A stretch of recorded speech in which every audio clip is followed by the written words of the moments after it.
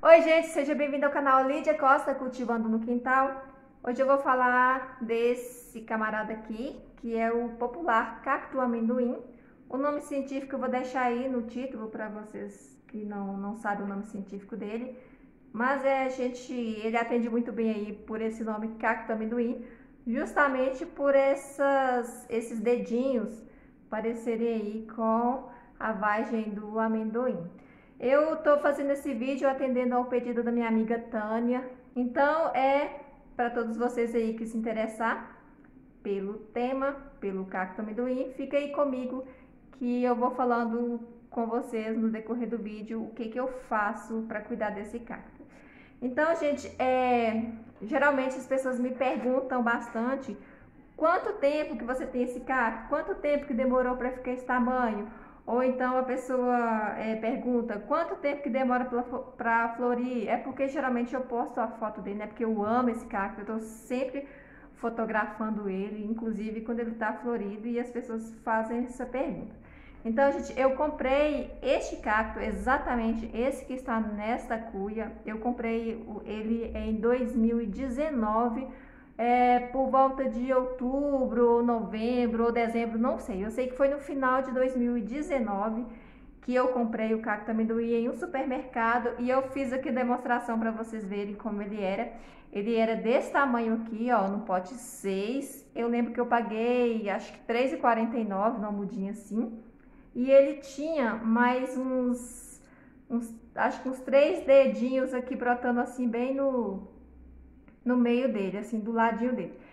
E aí eu fiquei com esse cacto durante, eu acho que uns 3 meses. Ele cresceu, ele tinha os brotinhos aqui do lado e ele cresceu muito assim, a guia assim, né? E foi crescendo. E aí eu pensei assim, gente, isso não vai encher um vaso tão cedo, né? Aí pesquisando sobre o cultivo do cacto amendoim, e eu não lembro mais, que faz muito tempo, mas eu lembro que uma pessoa falou que a gente cortava essa guia dele aqui e aí ele enchia o vaso mais rápido. Então foi isso que eu fiz. Gente, eu costumo testar tudo que as pessoas falam.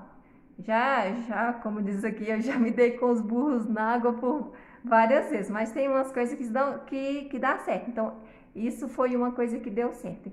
Então, eu peguei o meu cactozinho lá, todo magrelinho, tava parecendo um cacto rabo de rato. Eu cultivava ele na época debaixo de um pé de amora.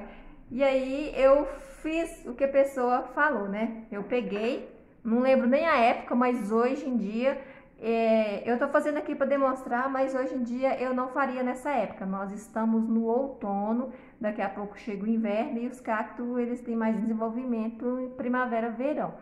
Então, mas eu vou fazer aqui para demonstrar para vocês que não precisa ter medo de fazer isso, porque dá super certo. E a pessoa cortou, né? Então eu cortei o meu cactozinho e falei, seja o que Deus quiser. Eu só tinha ele, né? Aí cortei, deixei só o toquinho assim, ele já tinha, né, como eu disse, os brotinhos do lado assim. Gente, esse cacto encheu tanto, mas tanto assim do lado, e eu coloquei a guia dele, né? Coloquei a guia dele do lado também, porque ela continuou crescendo. E aí deu muito broto e encheu o potinho 6. E aí chegou um tempo que eu falei, então é hora de replantar esse cacto, porque ele, né, já passou, já cobriu todo o potinho 6, então eu resolvi plantar ele na cuia, que é essa cuia 23, essa cuia aqui. O processo aí, eu comprei ele no final de 2019 e esse processo de podar eu fiz em 2020.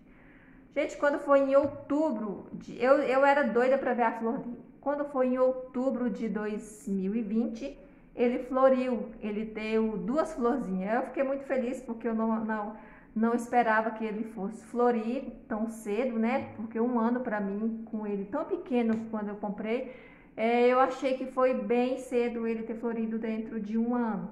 E aí, mais pesquisa, né? Fui informada que ele costumava florir um ano, depois parar e demorar, não florir mais.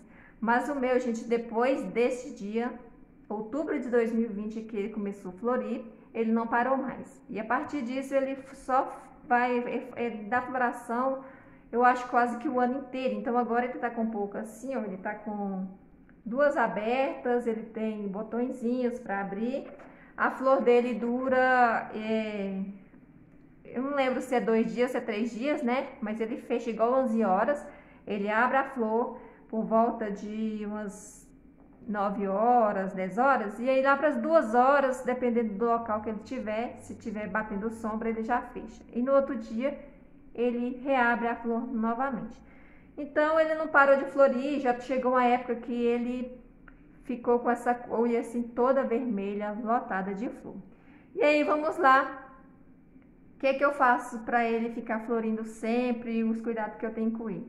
Gente, a primeira coisa para o cacto amendoim florir é você deixar ele pegando o sol. Se você deixar seu cacto amendoim na sombra, ele vai ficar finíssimo, ele vai ficar muito frágil. Essas bolotinhas aqui, ó, que vai dando, os amendoim dele aqui, ó, ele fica muito frágil, você toca e cai. Então você precisa cultivar esse cacto onde pega sol. O meu, ele pega 4 horas de sol por dia, porque eu decidi colocar ele no local que pega sol da manhã. Eu não sei se é só impressão minha, gente, mas eu aqui no meu cultivo eu percebi que o melhor sol é o sol da manhã para todas as plantas. Então, se pega 4 horas de sol durante a manhã ou então 4 horas depois mais tarde, não é a mesma coisa. O sol depois de meio-dia é um pouco diferente do sol.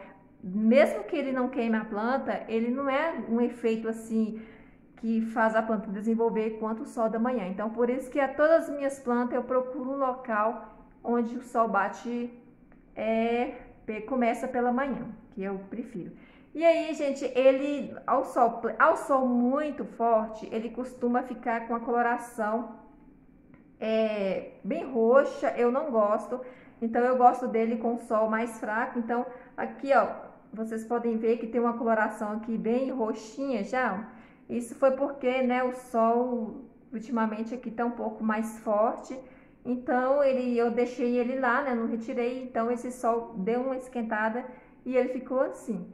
Mas eu prefiro ele assim bem verdinho do que ele roxinho. Até porque quando ele tá preto fica parecendo que ele tá morrendo. E ele assim, primeiro ele nasce essa haste, olha. Ele cresce essa haste aqui e depois ele lota aqui de brotinhos. Tá vendo? Ele vai fazendo tipo uma trancinha, que é o que o mais me encanta nesse cacto, é isso aqui, ó. Ele faz essa trancinha, é um espetáculo, gente, porque ele não pende muito, ele pende um pouquinho e depois quando ele começa a nascer esses brotinhos, ele perde a força para crescer em comprimento e vai dando vida para os brotinhos. Então ele não cresce tanto.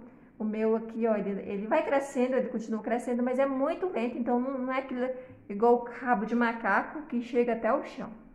Esse aqui vai ficando assim, ó, bem cheio. A gente não consegue ver o substrato. Por esse motivo, é bem perigoso aí quanto às regas. Você não consegue saber se tá seco, se não tá. Então, começa a observar a planta. Se você vê que ela está muito murchinha, se você tocar nela e ver que ela tá muito molenga, é porque ela tá precisando de água. Então, aí você rega. Não fica regando todo dia, dependendo do seu local. O meu local aqui é bem quente, então, apesar das outras suculentas normais, as suculentas eu rego às vezes até todo dia, o cacto amendoim eu já não faço isso. Eu rego dia sim, falto 2 dias, rego de novo e eu vou observando mesmo a aparência dele, se ele está precisando de água, porque eu não consigo nem colocar um palito aqui dentro, porque senão estraga as raízes, né? Tá muito enraizado, então eu prefiro observar isso dele ficar muito molenga e eu sei que ele está desidratado. Então, muito cuidado com rega.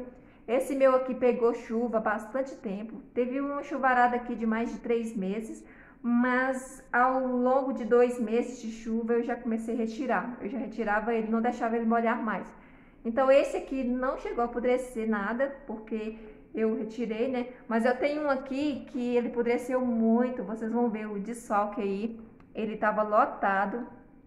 Esse aqui estava lotado, mas esse eu não tinha local para colocar ele, porque o da cuia eu pendurava no varal e dentro da garagem. Esse aqui eu não tinha um local para colocar ele, então ele apodreceu muito. Vocês podem ver que tá muita falha, ele estava todo tomado aqui.